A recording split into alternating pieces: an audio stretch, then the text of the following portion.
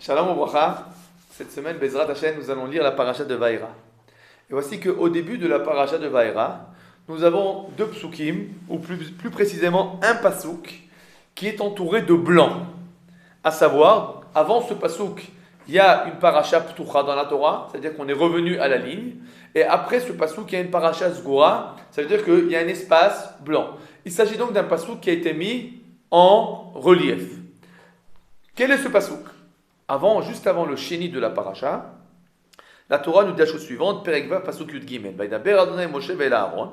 Dieu a dit à Moshe et à Aaron, Vaitzavem et Bnei Israël, il leur a ordonné de s'occuper des enfants d'Israël, Ve'el Paro melech Mitzrayim, et de parler au roi d'Égypte, Leotzi et Bnei Israël melech Mitzrayim, pour sortir les enfants d'Israël de l'Égypte. A priori, il s'agit d'un pasouk tout à fait anodin, tout à fait même inutile, puisque nous savons jusqu'à présent que Moshe a été dénommé par Akadosh Baruch Hu pour sortir les enfants d'Israël de l'Égypte. Nos sages nous disent que la spécificité de ce pasouk, c'est le fait qu'il y ait marqué Vaidaber Adonai el Moshe ve'el Aaron. Que finalement, dans ce pasouk, Aaron a été intronisé en tant qu'acolyte, on va dire, en tant qu'associé à Moshe Rabbeinu. C'est jusqu'à présent, Moshe Rabbeinu était celui qui devait sortir les enfants d'Israël d'Égypte. À partir de ce moment-là, Moshe et Aaron vont sortir ensemble les enfants d'Israël d'Égypte.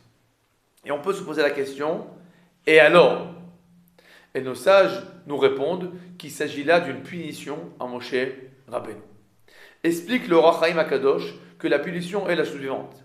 Si Moshe Rabbeinu avait accepté sur lui le joug de s'occuper tout seul des enfants d'Israël, alors il aurait eu le mérite de faire entrer les enfants d'Israël en Eretz Israël et d'être le constructeur du temple.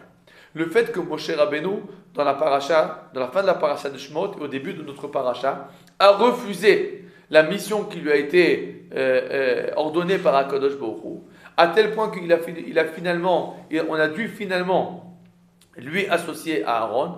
Alors à cause de ça, Moshe Rabbeinu, on va dire, a perdu. Il a été déchu de son poste. Au lieu d'être à la tête, il est devenu associé avec Aaron. Et comme on l'a dit, sa punition, c'est que ce sera Aaron, et que c'est pas lui qui va rentrer les enfants d'Israël en Eretz Israël. Et de là, nous apprenons un grand message pour chacun de nous dans notre vie. Nous avons à chacun d'entre nous sa propre mission. Nous avons des choses que nous devons faire. Si nous essayons, on va dire, de nous esquiver de notre mission, si nous essayons de refuser le poste qui nous a été proposé, que nous devons prendre, la direction des choses que nous devons diriger, alors finalement, Akadosh Baruch Hu ne va pas annuler son projet. Alors, il va changer la manière de faire son projet. Si, au lieu que ce soit Moshe tout seul, ce sera Moshe et Aaron.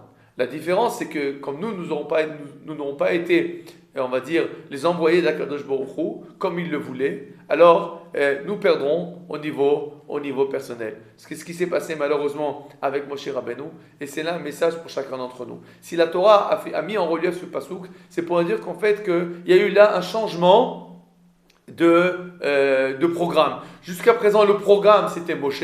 À partir de ce moment-là, le programme divin va changer. Ça va être Moshe et Aaron. Mais comme on l'a dit, ce sera aux dépens de Moshe. Et nous apprendrons ça pour chacun d'entre nous. Shabbat Shalom.